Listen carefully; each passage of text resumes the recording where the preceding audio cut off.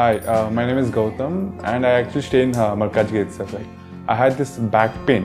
It's been 1.5 years. I have tried many treatments like chiropathy, oil massage, physiotherapy especially, but it didn't work out as much like what I expected.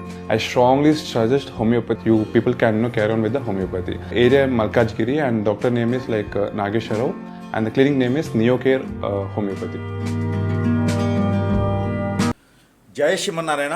నేను మీ icon astrologer Gattupalli Suresh Babu. అయితే మనకిప్పుడు నవగ్రహాలు 9 ఉంటాయి, ఛాయాగ్రహాలు 2, మొత్తం 11 అయితే మనము హిందూ సాంప్రదాయ ప్రకారంగా మనం ఎక్కువగా భావించేటువంటి గ్రహాలు ఏమిటంటే మనిషి యొక్క స్థితిగతుల్ని మార్చగలుగుతాయి. నైటే కోటీశ్వరుడు అవ్వచ్చు, నైటే భిక్షాధికారి అవ్వచ్చు. అలానే గ్రహాల యొక్క స్థితిగతులు, అలానే మనిషి జీవితంలో గ్రహాలే కాకుండా ఆ యొక్క దశ అంతర్దశలు గోచార ప్రకారంగా చంద్రుడు ఏ రాశిలో ఉన్నాడు, చంద్రుడితో పాటు ఏ గ్రహము ఏ రాశిలో ఉంది, ఏ స్థానంలో ఉంది మనం పరిశీలన చేసినట్టయితే కనుక ఆ ప్రకారంగా ఇప్పుడు దశేటువంటి దశాంతర్దశలు ఇవన్నీ కూడా పరిగణనలు తీసుకోవాలి. అప్పుడు మనిషి యొక్క జీవితం ఎలా కొనసాగబోతుంది, ఎలా కొనసాగుతుంది, ఇక మీదట ముమ్మట కూడా ఎలా కొనసాగబోతుంది అని కూడా మనము ఈ యొక్క జ్యోతిష్య శాస్త్ర ప్రకారంగా చెప్పదగినటువంటి విషయాలు ఉంటాయి. అలానే మరొక విషయం ఏంటంటే ఈ మధ్యకాలంలో అయితే కనుక జాతకాలతో సంబంధం లేకుండా జాతకాలకి అతీతంగా, అంటే జాతకంలో మనకి ఏం తెలుస్తుంది అంటే కనుక ఈ గ్రహాల యొక్క స్థితిగతులు మారుతూ ఉన్నప్పుడు ఎలాంటి పరిణామాలు ఎలాంటి వెదజల్లుతాయి అనేది ఒకటైతే, మరొకటి ఎలాంటి ఇబ్బందులు ఎదుర్కొంటారు అనేది ఒకటి. ఇకపోతే పెళ్ళి ఎప్పుడు అవుతుంది, అలానే పిల్లలు ఎప్పుడు పుడతారు, వ్యాపారంలో కానీ జాబులో కానీ ఎప్పుడు గ్రోతింగ్ వస్తుంది, ఏ దశలోనూ ఎప్పుడు పుడితే వల్ల ఎప్పుడు గ్రోతింగ్ వస్తుంది ఒకటైతే, పుట్టగానే కొన్ని గ్రహాల వారికి అక్కడ మనకి కొన్ని రకాల ఇబ్బందులు శాంతులు వస్తాయి. ఈ శాంతులు రావడంతో అక్కడ హోమాలు కానీ యజ్ఞ యాగాలు కానీ లేకుంటే జప తపాలు కానీ దానాలు కానీ కొన్ని ఉంటాయి.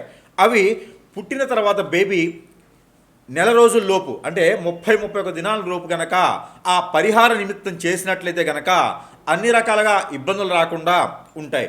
లేదు అంటే కనుక జీవితంలో ఎప్పుడు కూడా ఏదోటి ఎదుర్కొంటూనే ఉంటారు. అలానే బలరిష్ట రోగాలు అని ఉంటాయి. ఇవి కూడా మనకు రాకుండా ఉండాలి అంటే ఖచ్చితంగా మనము పుట్టిన వెంటనే కాకుండా 30 రోజుల లోపు కనుక ఆ పరిహార నిమిత్తాలైతే ఖచ్చితంగా చేసుకోవాలి. ఇలా చేసుకొని పక్షాన ఇక పెద్ద అయిన తర్వాత అయితే బలరిష్ట రోగాలు కావచ్చు, ఆర్థిక పరంగా ఆరోగ్యపరంగా ఏది చేద్దామని ముందుకు వెళ్ళకపోవటం ఇదొక సమస్య అయితే, ఈ మధ్యకాలంలో మరొకటి ఉంది. ఇదేంటంటే కనుక ఇది జ్యోతిష్య శాస్త్రానికి అనుగుణంగా ఉండదు, ఆపోజిట్లో ఉంటుంది. ఇది ఏంటంటే తంత్ర జ్యోతిష్యం. ఈ తంత్ర జ్యోతిష్యం ఏంటంటే జ్యోతిష్యంలో ఉన్నటువంటి విషయాలే కాకుండా ఈ తంత్రంలో ఉన్నటువంటి విషయాలకి ఎదిగేటువంటి వాళ్ళను మనం ఎదుగుతున్నామో అని ఎదుటి వాళ్ళు తట్టుకోలేక, అలానే ఈ ఎదుగుదలని తట్టుకోలేక మనలో ఉన్నటువంటి మంచితనము, ఆలోచన, ఆరోగ్యము, అలానే మన యొక్క చాకచక్యము, సహాయం చేసేటువంటి గుణాలు, మంచి తత్వాలు, బాధ్యత ఇవన్నీ కూడా ఎదుటి వాళ్ళు చూసి గమనించి వీరి యొక్క పేరు, ప్రఖ్యాత, హోదా, డబ్బు, పలుకుబడి అన్నీ కూడా పోవాలి అని చెప్పేసి మన మీద ఎలాంటి ప్రయోగాలు కూడా చేయటువంటి జరుగుతూ ఉంది. ఈ చేసేటువంటి గురువులు కూడా చాలా ఎక్కువగానే ఉన్నారని ఈ సందర్భంగా చెప్పుకోవచ్చు. ఇకపోతే హిప్నాటిజం, బ్లాక్ మ్యాజిక్, వశీకరణం, చాతబడి, అష్టదిబ్బందన, స్పిరిట్, భాగల్ముఖి, భానుమతి, యక్షిణి, ధూమావతి, రూపావతి ఇలాంటి క్రియలతో కాకుండా ఇంకా కూడా ఎన్నో రకాలైనటువంటి పద్ధతులతో క్రియలతో కూడా మనిషిని హింసించడం, మనిషిని జయించడం, మనిషిని ఎంతో దానికి దిగదార్చడం ఇలాంటివి చేస్తూ ఉన్నారు. కాబట్టి ప్రతి ఒక్కరు కూడా జాగ్రత్తగా ఉండండి. మన పర్సనల్ విషయాలు కూడా ఎవరికి షేర్ చేయకండి. అలానే కనుక ఇప్పుడు ద్వాదశ రాశుల్లో ఇవన్నీ కాకుండా మనకి రాశి పరంగా మనం చూసినట్టయితే కనుక ఎవరిలైనా నేను చెప్పినట్టు జరగలేదు అంటే కనుక వారు గమనించుకోవాలి.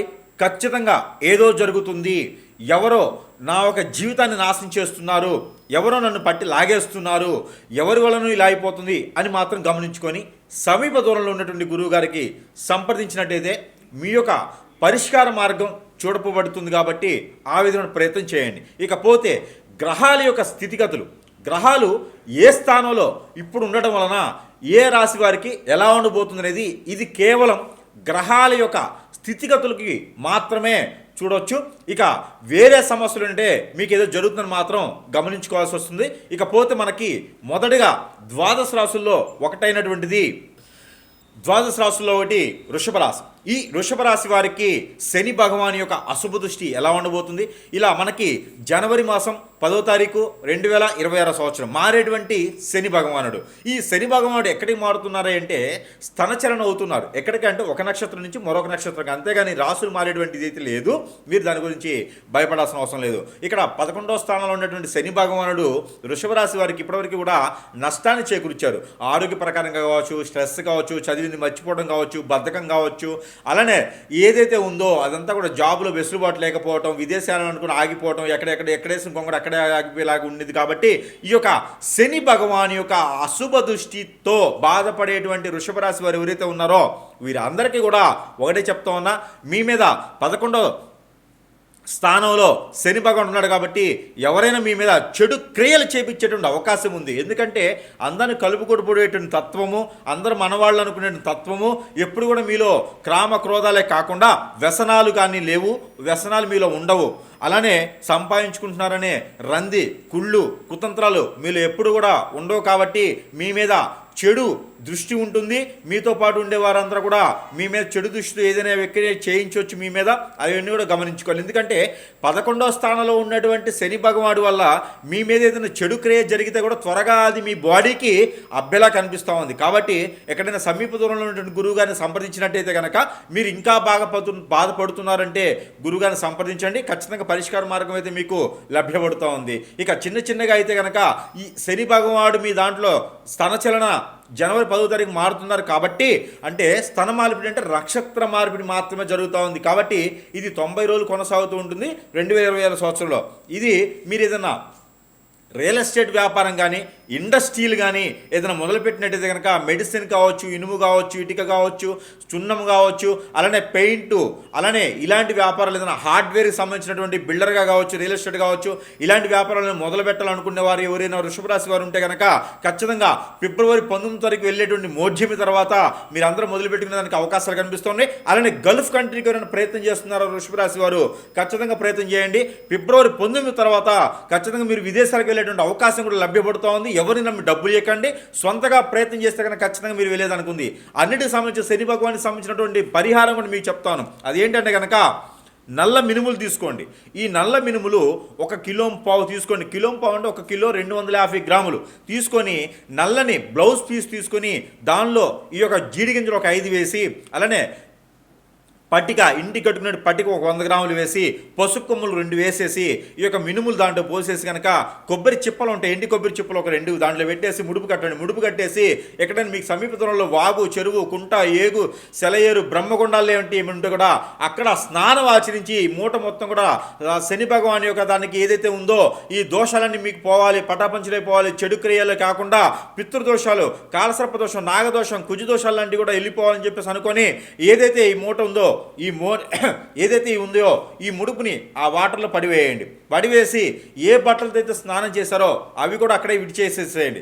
అక్కడ ఒడ్డుకొచ్చేసి ఏదైనా స్వామివారికి కానీ అమ్మవారికి కానీ మట్టి ప్రమిదలు 2 ఒత్తులేసి దీపారాయణ చేయండి. ఖచ్చితంగా మీరు అనుకున్న పని అవుతుంది. శని భగవానికి అశుభ దృష్టి కూడా మీకు తగ్గిపోతుందని కోరుకుంటా ఉందాం. జై శ్రీమన్నారాయణ.